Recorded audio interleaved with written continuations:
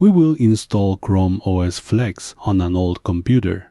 We will also review and evaluate its performance. We enter the installation guide. We read the requirements and click to create the USB installer. It asks us to use the recovery utility. We finally add the extension. Then it tells us to enter the extension, and we do so.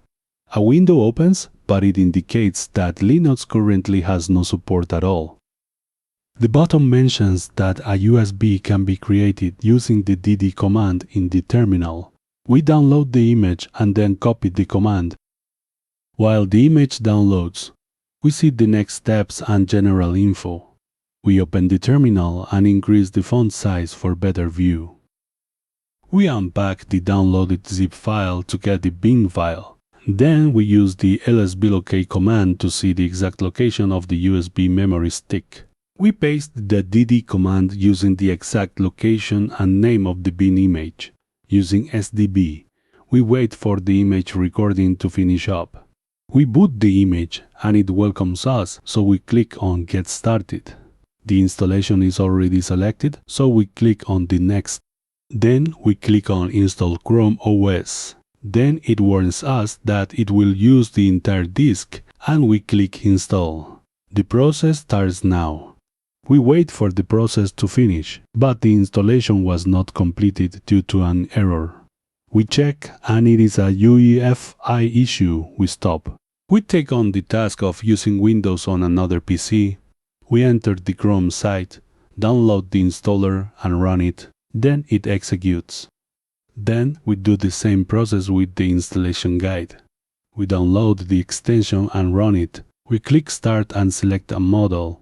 We click Continue. Then we select the USB, click Continue, and then click Create Now. The extension stays on hold and does not move. The documentation mentions the disk must be partitioned or empty. We enter the MX Linux Live environment to clean the entire disk. We enter the terminal and run the sudo wpfs a dvar-dvest-da command. It asks for the password and we use demo. We wait for the wipe. We boot the image again and try to perform the installation. We wait for it to finish, but it failed again. It was not the disk.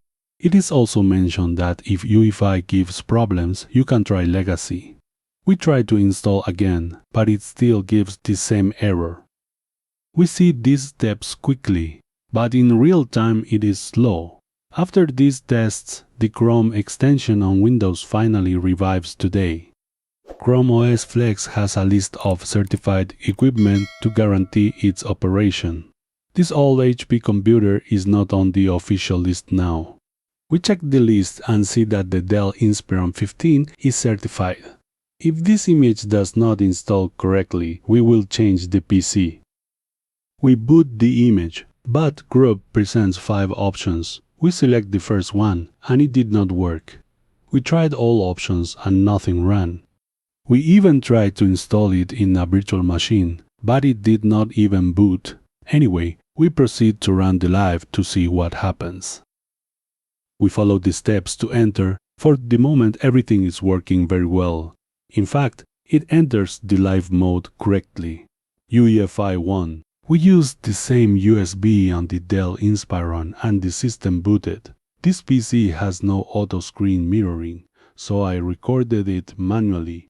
We wait a moment and surprise, on the Dell it did finish installing. It gives us the welcome screen and we enter Google Identity.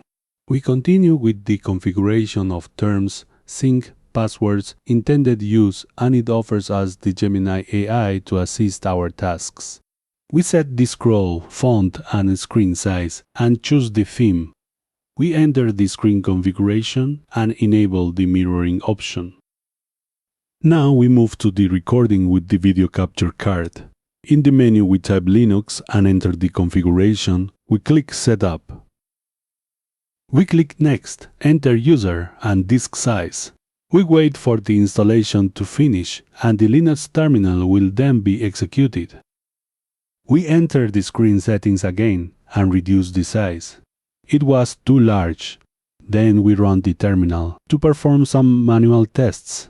We update the system and install some packages to test.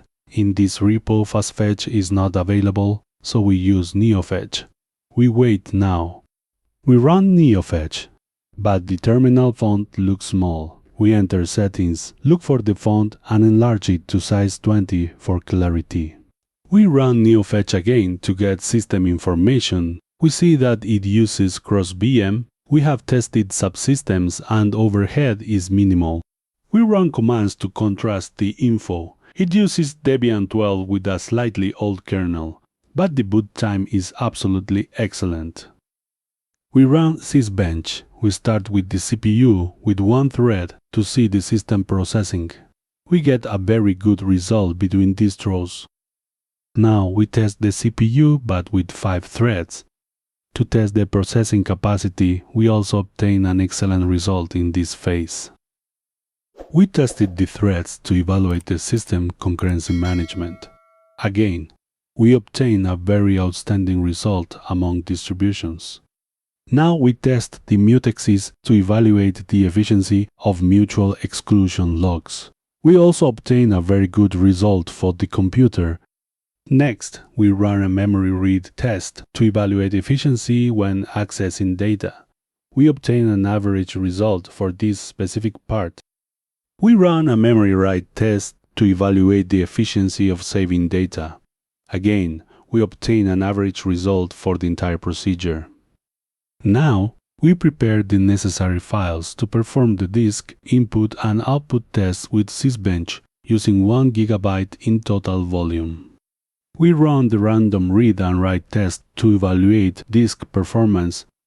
We obtain both results which are very low for this hardware.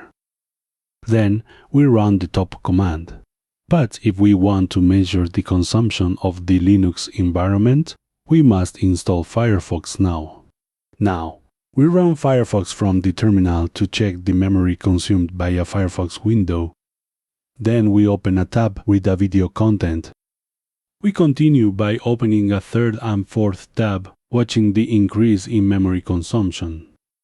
Average consumption per tab is great. We install GLMark2, and while it installs we analyze the memory used because Linux reports low. It uses 10 GB in total. We run GLMark2 to measure Intel graphic performance using several OpenGL rendering tests. The result was very low in the end. We run GIMP to test Linux applications and verify the memory and CPU consumption. The expense is not considerably high for us. We have finished the evaluation of the system. Below we present a summary of the results obtained from the tests performed now. In conclusion, Chrome OS Flex is definitely not for all old computers. It is suggested to check the certified equipment list. Memory consumption is high, even more with 2 subsystems. Besides, if you run apps, it needs at least 16 GB of RAM space. As for performance, despite running in a subsystem which Chrome calls the Linux environment, the results were excellent. That is all for this video.